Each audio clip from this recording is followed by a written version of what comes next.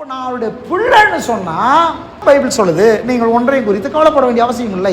நாம் ஏன் கவலைப்படுறோம் தெரியுமா? என் பர்ஸில் ஒன்றும் இல்லை, என் பாக்கெட்டில் ஒன்றும் இல்லை, என் அக்கௌண்ட்டில் ஒன்றும் இல்லை, அதனால தான் நாம் கவலைப்படுறோம். ஆண்டவர் என்ன சொல்கிறாரு? உங்ககிட்ட ஒன்றும் இல்லைன்றது பிரச்சனை இல்லைப்பா, எல்லாமே அப்பா என்கிட்ட இருக்குன்றார். கைத்தட்டி ஒரு ஆமைன்னு சொல்லுங்க. எல்லாத்தையும் அவருடையவராக இருக்கார். சொல்ல அவருடையவராக இருக்கிறாரு. நாம் எப்படி பெற்றுக்கொள்கிறோம்? அவரை விசுவாசித்து பெற்றுக்கொள்கிறோம். எங்கள் அப்பா எல்லாத்தையும் உடையவராக இருக்கிறாரு. என் அப்பா எனக்கு தேவையானதை தர அவர் வல்லவராக இருக்கிறாரு. அப்போ ஏன் தேவையானது வரமாட்டேன்து? ஏன்னா அப்பா என்ன பண்ணுவார்னா, குழந்தைகிட்ட எல்லாத்தையும் தரமாட்டார், கொஞ்சம் முதிர்ச்சி ஆனவன்ட்ட தான் எல்லாத்தையும் தருவார். அதனால தான் அப்பா என்ன பண்ணுறாருன்னா, நம்முடைய மெச்சூரிட்டிக்காக காத்திருக்கிறார். எத்தனை பேர் ஆமேன்னு சொல்கிறீங்க? அதனால தான் அவர் சொன்னார், கொஞ்சத்தில் நீ உண்மையாரு, அநேகத்தை நான் உன் கையில் தரேன்றாரு. ஆமேன். அவர் எஜமான் மாதிரியும் நம்மளை வேலைக்கார மாதிரியும் சொல்லலை. அவர் அப்பா அப்பா என்ன சொல்றாரு? நீ ஒழுங்காரு, இன்னும் கொஞ்சம் மெச்சூர் ஆகு, இன்னும் கொஞ்சம் ஞானமா நடந்துக்கோ, இன்னும் திறமையை வளர்த்துக்கோ, இன்னும் கொஞ்சம் எனக்கு பிரியமா வாழு, இன்னும் நான் எதிர்பார்க்கிற மாதிரி மாறு. அப்போ உங்ககிட்ட எல்லாத்தையும் நான் ஒப்படை பண்றேன்.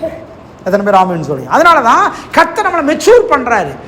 நாம எப்பொழுது ஒன்றை பெற்றுக்கொள்ள ஆரம்பிக்கிறோம், நாம் எவ்வளவு மெச்சூர் ஆகிறோமோ அவ்வளவு பெற்றுக்கொள்ள ஆரம்பிக்கிறோம். ஆமென். எத்தனை பேர் இருக்கிறீங்க? ஆமென். ஹல்லேலூயா. சாதாரணமாக ஒரு பியூனா வேலைக்கு போனவர் அடுத்தடுத்த நிலைமைக்கு போய் மேனேஜராக மாறுறாரு, அடுத்த நிலைமைக்கு போய் அவர் எம்டியாக மாறுறாரு, அடுத்த நிலைமைக்கு போயிடாரு.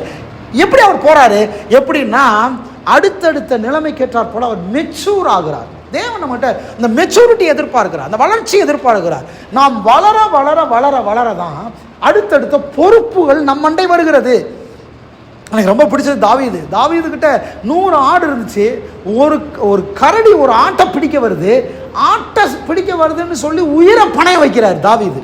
உயிரை பணைய வச்சு கரடியின் வாயை கிழிக்கிறார், சிங்கத்தின் வாயை கிழிக்கிறாரு, ஒரு ஆட்டுக்குட்டியை காப்பாற்ற. கொஞ்சம் யோசித்து பாருங்க. ரோட்டில் போகிற ஒரு ஆள் மேலே வண்டி மோத போதுனால நம்ம எஸ்கேப் ஆனால் போதுன்னு நம்ம தாவிடுவோம் இல்லை. ஆனால் ஒரு ஆடை கரடி பிடிக்க வருது, சிங்கம் பிடிக்க வருதுன்னா நீங்கள் நான் என்ன பண்ணுவோம்? கரடி வருதுனால ஆட்டை விட்டுட்டு ஓடிடுவோம் நம்ம. ஆமாம் இல்லையா? சிங்கம் வருதுனால ஆட்டை விட்டுட்டு ஓடிடுவோம். ஆனால் சிங்கம் எவ்வளோ வேகமாக வருதோ, கரடி எவ்வளோ வேகமாக வருதோ, அவ்வளோ வேகமாக மேய்ப்பனாகிய தாவீது சிங்கத்துக்கும் ஆட்டுக்கு நேராக ஓடி போகிறாரு. எதை காப்பாற்ற? தன்னுடைய ஆட்டுக்குட்டிகளை காப்பாற்றும்படியாக கரடியின் வாயை கிழிகிறார், சிங்கத்தின் வாயை கிழிகிறாரு. கர்த்தர் பார்த்தாரு, ஹலோ, ஒரு ஆட்டுக்குட்டி விஷயத்திலே உயிரை பணைய வச்சு இவ்வளோ சீரியஸாக இருப்பேன்னா உங்ககிட்ட தான் ராஜ்யத்தை தர வேண்டும், உங்ககிட்ட தான் நாட்டையே தர வேண்டும்னு கர்த்தர் பார்க்குறாரு. எத்தனை பேர் இருக்கிறீங்க? அப்போ சின்ன விஷயத்தில் கரெக்டாக இருக்கும்போது நீதிமான் அப்படிப்பட்டவன்.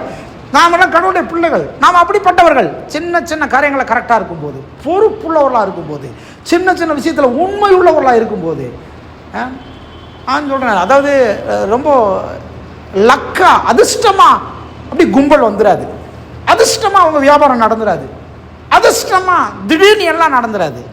ஒன்றில் கரெக்டாக இருங்க, ஒன்றில் பெர்ஃபெக்டாக இருங்க. ஒரு விஷயத்தில் கரெக்டாக ஒரு பொறுப்பாக நடந்து பாருங்கள்.